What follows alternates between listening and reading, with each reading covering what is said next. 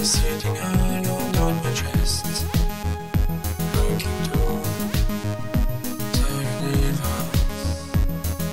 I saw in the darkness of the night, like a star shining so bright.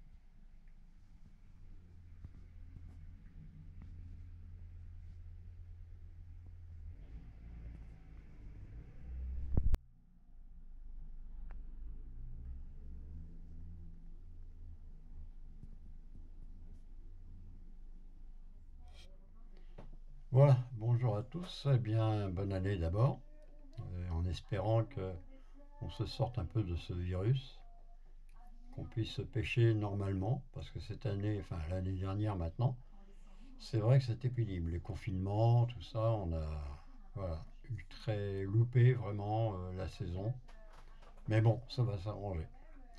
Voilà, on va faire une rande simple, je l'ai mise sur ma story de Facebook pour ceux qui vont sur Facebook également, qui sont dans mes abonnés. On va donc commencer, voilà, le principe c'est de faire une alliance entre Plume et CDC et on va utiliser, alors déjà pour commencer on va prendre hameçon de 12, voilà. Ensuite on va utiliser également CDC, moi j'ai pris jaune mais vous pouvez prendre en naturel également. Et vous allez utiliser de la chenille dorée. Trouver un matériau similaire, mais disons que ça va donner une brillance dans l'eau. C'est vrai qu'il y a deux façons pour la truite de capturer, c'est-à-dire que certaines sont en position derrière une pierre ou devant la pierre, dans le sens du courant bien sûr pour gober, et d'autres vont, alors celle-là reste relativement fixe, lorsque la mouche arrive, elle gobe vraiment quand ça passe devant elle. J'ai souvent remarqué comme ça. Maintenant, il y a aussi celle qui se déplace. Alors c'est vrai que la chenille dorée va donner une certaine brillance assez loin. Surtout s'il y a du soleil, ça va donner des reflets très lumineux dans l'eau. Et là, la truite va effectivement se déplacer et aller gober. Donc on va commencer ce modèle.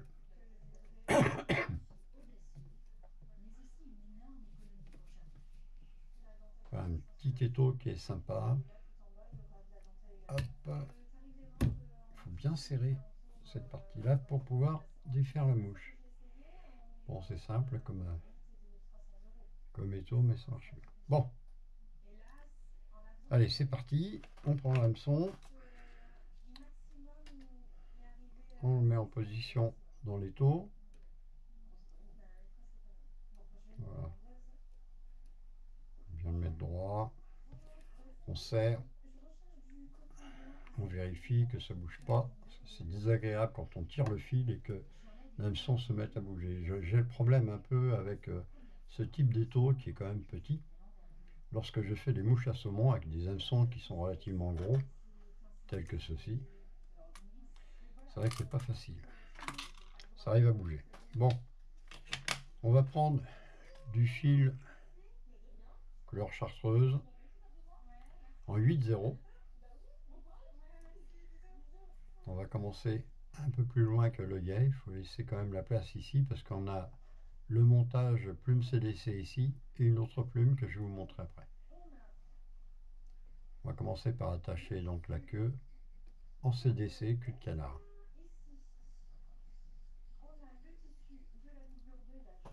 Alors on bloque, on prend ses ciseaux, on coupe et on prend. Alors moi j'en prends deux.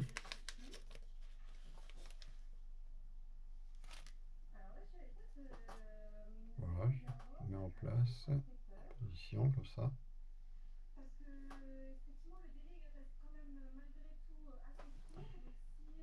Je coupe le tilet.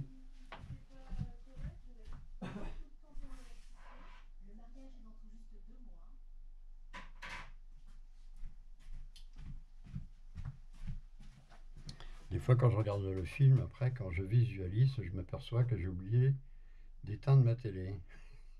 Ça fait du monde qui parle, c'est pas nécessaire. Voilà, on va la positionner là à peu près au 1/3. On va essayer de bien la mettre en place, on tire pour lui donner un bel aspect derrière. Pas trop long, mais que ça quand même, voilà, un peu de volume. Et on serre, je reviens un peu en arrière.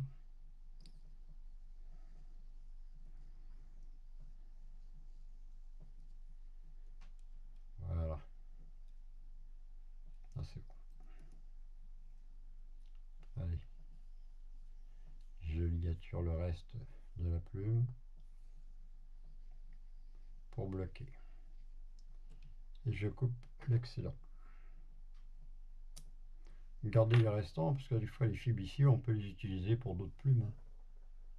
Pas de souci.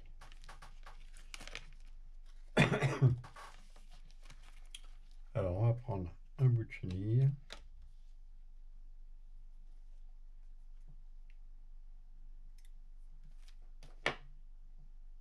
On va ébarder un peu le bout pour l'attacher. C'est plus simple.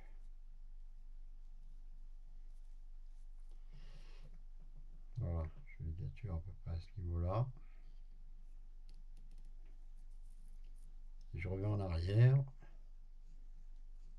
jusqu'au cercle. Voilà, c'est bien. Voilà. Je vais couper l'excès de fil ici de coton. Tout ça, que ça reste propre.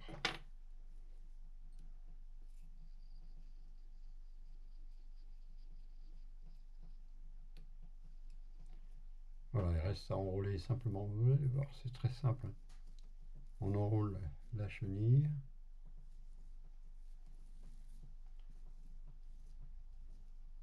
C'est de tirer un peu vers l'arrière les fibres. Ça soit un peu trop, pas trop volumineux, quoi. Il devait y avoir plus fin comme chenille comme ça parce que celle-là effectivement est relativement épaisse. Bon, si on aime son 12, ça va. Voilà, suffisant, je bloque.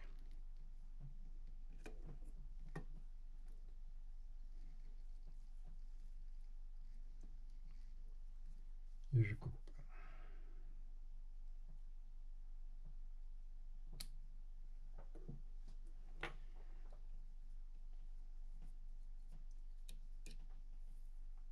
Je tire le tout en arrière et je bloque.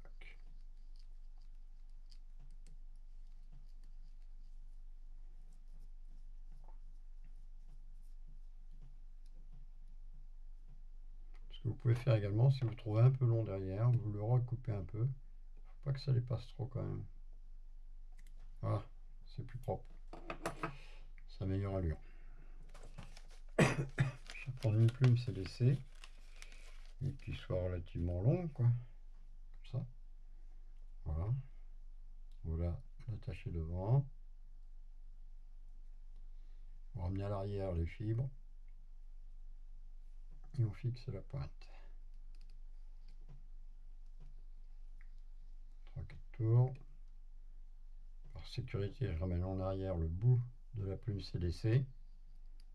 Je bloque. Je coupe l'excédent.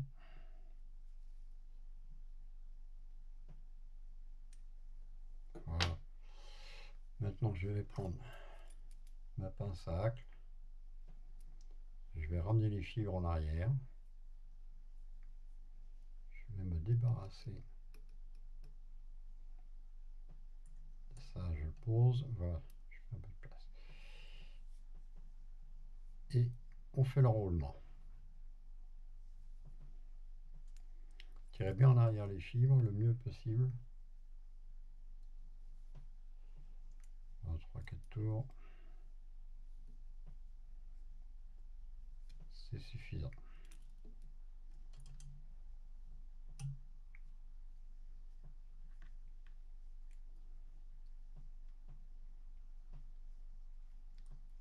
Tirez un peu vers le bas les fibres pour vous libérer pour attacher le rachis de la plume.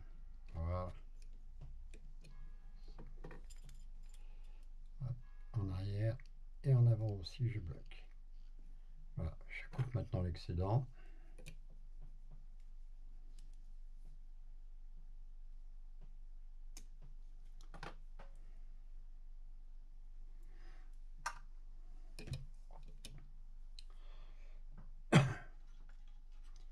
Je m'aide de l'aiguille, mais le bout qui est percé, je pousse en arrière.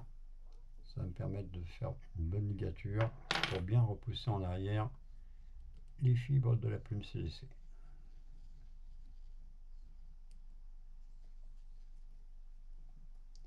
Voilà, ok.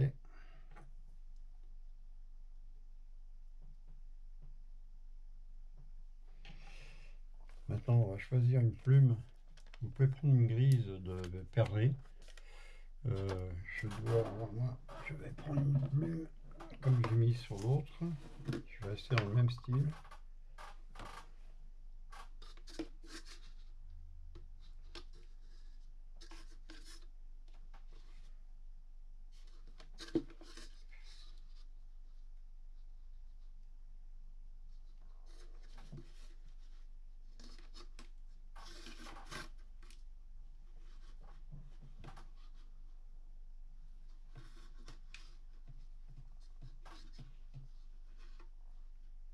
Voilà.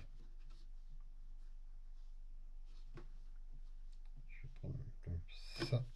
C'est parfait.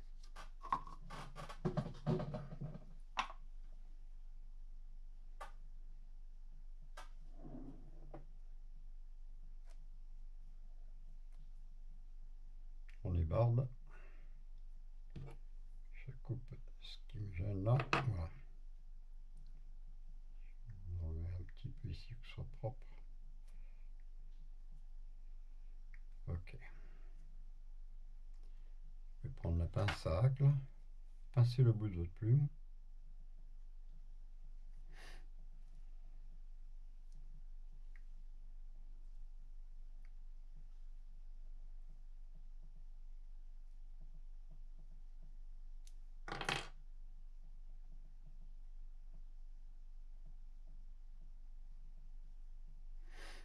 On va placer sur le côté. On attache le haut de la plume. 1, 2, 3 tours. Je ramène en arrière pour faire un bon blocage de la plume pour quand je vais enrouler qu'elle ne se détache pas. Voilà, je vais couper l'excès.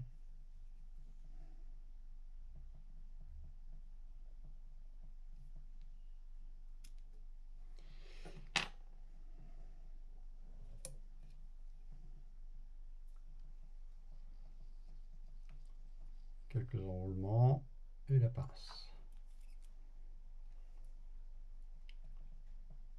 tenir en position arrière. On ramène les fibres sur l'arrière, les hacles, et on va faire un enroulement. Alors le plus simple, c'est de se débarrasser de, voilà, mettre en position ça pour pas le porte-fil, et on tourne dans le sens et on ramène toujours les hacles en arrière.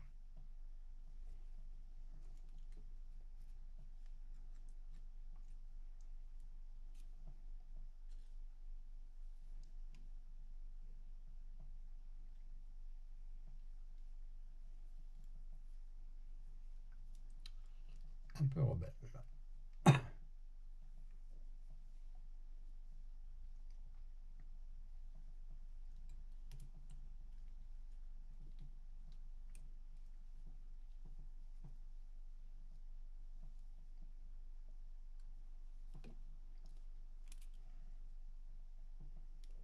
Voilà, suffisant.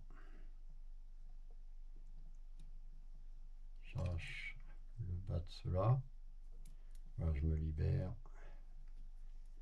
le rachis pour pouvoir mieux ligaturer.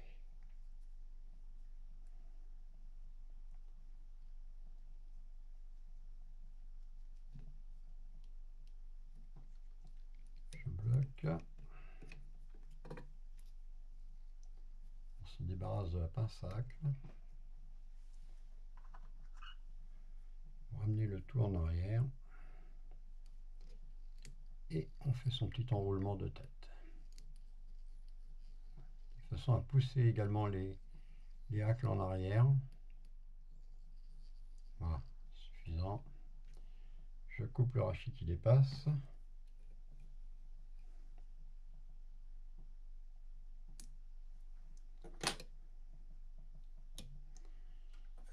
Un petit coup de wheel finish pour bloquer mon fil. Voilà, c'est simple et c'est sympa à faire, c'est rapide.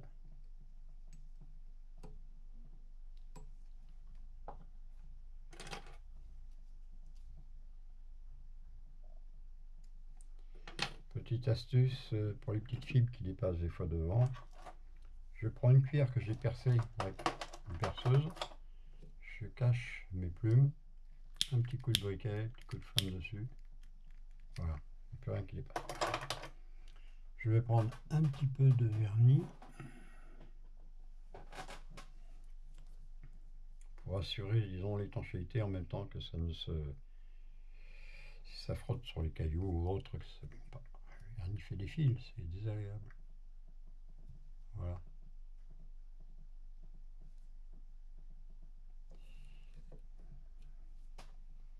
C'est fait. On referme. On vérifie que le trou n'est pas obstrué. Une aiguille pour recoudre. J'enlève les fils. Impeccable.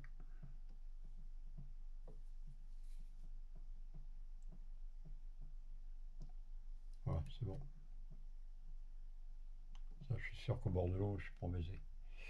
Bien qu'il faut toujours avoir une aiguille avec ça, c'est aussi bien pour si c'est percé, si c'est bouché, hein, vous le débouchez facilement. Je vais prendre ma brosse à dents.